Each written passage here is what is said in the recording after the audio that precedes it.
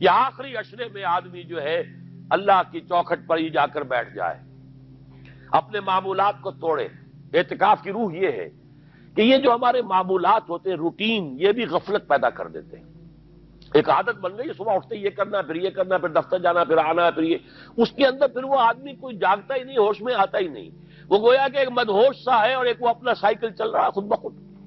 اس cycle کو توڑو، جیسے 5 دفعہ وہ سائیکل توڑتے ہو نماز کے لیے۔ آؤ یہاں آؤ، آؤ سجدے میں گرے، لوح جبین تازہ کریں، یاد کرو اللہ کو دوبارہ، اپنا عہد استوار کرو دوبارہ، ایاک نعبد و ایاک نستعین۔ اسی طرح سال میں ذرا یہ 9-10 دن بھی ایک دفعہ توڑو اپنے روٹین کو، جاؤ وہاں ڈیرا لگا لو مسجد کے اندر اللہ کے در پر، سوائے جو ناگزیر حوائج انسانیاں ہیں، پیشاب وغیرہ کے لیے جانا ہے باہر، جاؤ وضو کرو پھر آ کے بیٹھ جاؤ۔ محض فرحت حاصل کرنے کے لیے نہانے کی اجازت بھی نہیں ہے، غسل واجب ہو گیا ہو تو نہاؤ، ورنہ پھر یہ کہ ہیلے بتاتے ہیں ہمارے علماء کہ وضو کی نیت سے جاؤ غسل کر کے آ جاؤ، اس لیے کہ معلوم ہے کہ آج آدمی کی جو عادت بن گئی ہوئی ہے روزانہ نہ نہائیں تو طبیعت پہ کسل رہتا ہے، لیکن اسی کو تو توڑنا ہے، اسی روٹین کو تو توڑنا ہے۔ اصل میں اجازت نہیں ہے، اصلاً اجازت نہیں ہے۔ آپ جو ہے جو بھی ناگزیر، ہاں اگر آپ کو فرض کیجئے کوئی ایسی شکل ہو گئی ہے، رات کو آخر سوئے تو ہے، سونے میں بدخوابی ہو گئی ہے، نہانا ہے تو جاؤ نہاؤ، ٹھیک ہے، غسل واجب ہے نہاؤ، اور یہ کہ پیشاب کی بہانے کی حاجت ہے جاؤ پوری کرو، وضو کرو، واپس آ کے چاہے یہاں سو، یہاں ذکر کرو، یاد کرو، جو کرو کرو یہاں پہ، لیکن اور اس میں بھی خاموشی۔ وہاں ہمارے ہاں آج کل اس کے اندر بھی بڑے لمبے لمبے چوڑے پروگرام شروع کر دیتے ہیں، لوگ بیٹھے ہیں گپ بازی کر رہے ہیں۔ میں نے خود میدان عرفات میں لوگوں کو تاش کھیلتے دیکھا ہے، تاش عرفات میں۔ میں نے سنا یہاں پر اعتکاف میں تاش کھیلے جاتے ہیں۔ آپ بالکل نوجوان چھوکرے، فضیلت سنی اعتکاف کی، ویسے بھی گھر سے بھاگنے کو جی چاہتا ہی ہے، کچھ دنوں کے لیے نکلے اس گھر سے، مسجد میں آ کے بیٹھ گئے، وہاں پہ گپیں بھی ہو رہی ہے، لطیفہ بازی بھی ہو رہی ہے، تاش بھی کھیلے جاتے ہیں، یہ اعتکاف ہو رہا ہے۔ یہ اتنی ہلکی شے نہیں ہے اعتکاف، یہ تو اس عبادت کا، رمضان میں جو روح بیدار ہوتی ہے یہ اس کا کلائمیکس ہے، بہت بڑی عبادت ہے، لیکن اس میں لو اللہ کے ساتھ لگی رہے، لوگوں سے نہیں، تنہائی، غور و فکر، یا قرآن پڑھو، ذکر کرو، نوافل پڑھو، یا سوچو بچ، جیسے حدیث میں آتا ہے وَأَن يَكُونَ نُطْقِي ذِكْرًا وَنَظَرِي عِبْرَةً وَسَمْتِي فِكْرًا، میرا دیکھنا ہو تو عبرت کا دیکھنا ہو کہ ہر شے سے میں سبق حاصل کروں، اور میں بات کروں تو اللہ کے ذکر پر مبنی ہو میری بات، اور میں خاموش رہوں، وَسَمْتِي فِكْرًا، غور و فکر، تفکر و اعتبار، جو حضور جا کر غار حرا میں کیا کرتے تھے وہ اعتکاف تھا حضور کا، مکی دور کا اعتکاف، تنہا بیٹھنا۔ اور یہ روایت مجھے بعد میں معلوم ہوا کہ یہ بنو ہاشم میں یہ روایت تھی، حضور کے دادا بھی جا کر وہاں پر غار حرا میں بیٹھا کرتے تھے، یہ ان کی ایک خاندانی روایت چلی آ رہی تھی، یہ جگہ تھی، اور وہ جگہ ایسی ہے عجیب سی، اب تو خیر بڑی بڑی عمارتیں حائل ہو گئی ہیں، ورنہ میں نے جب پہلا حج کیا تھا سن 62 میں، تو میں نے اس وقت جا کر دیکھا تھا واقعتاً سیدھا کعبہ نظر آتا ہے وہاں سے، اور کچھ درمیان میں نہیں، جیسے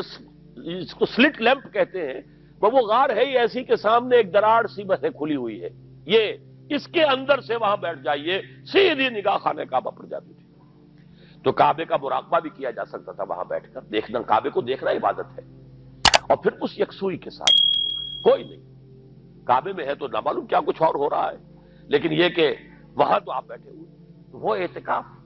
یہی اعتکاف حضرت موسیٰ نے کیا تھا 40 دن کا، تب تورات ملی تھی، یہی 40 دن کا روزہ کیا رکھا تھا، یہ اگرچہ قرآن میں مذکور نہیں ہے، حضرت موسیٰ کا تو قرآن میں مذکور ہے،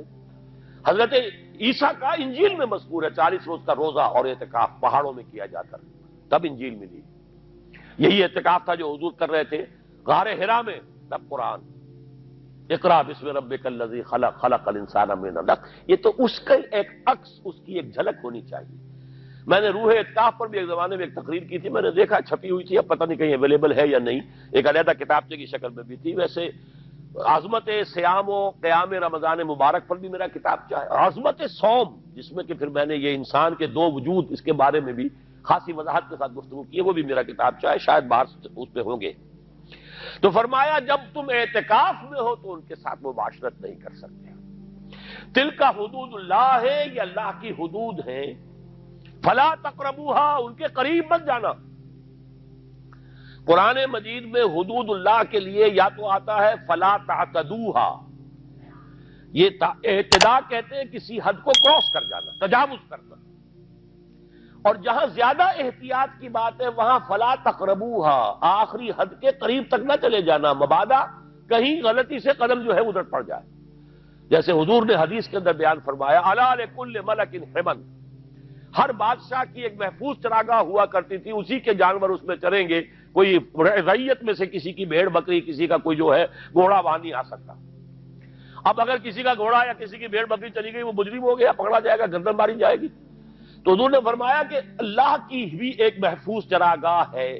اللہ کی حما کیا ہے؟ محارمہ، جو چیزیں اس نے تم پر حرام کر دی، ان کے قریب نہ جانا۔ تو دیکھو اگر کوئی چرواہا اپنی بھیڑوں بکریوں کو بالکل آخری حد تک لے جائے گا، اس بادشاہ کی جو وہ حد ہے، تو اندیشہ ہے کہ بھیڑیں بکریاں کہیں ایک چھلانگ لگائے اور بادشاہ کی چراگاہ میں داخل ہو جائے، لہذا ذرا فاصلے پر رہا کرو۔ یہ ہے آخری حد تک نہ جاؤ بلکہ کچھ فاصلے پر رہو۔ فلا تقربوہا، یہ اللہ کی حدود ہے تو ان کے قریب مت پھٹکو۔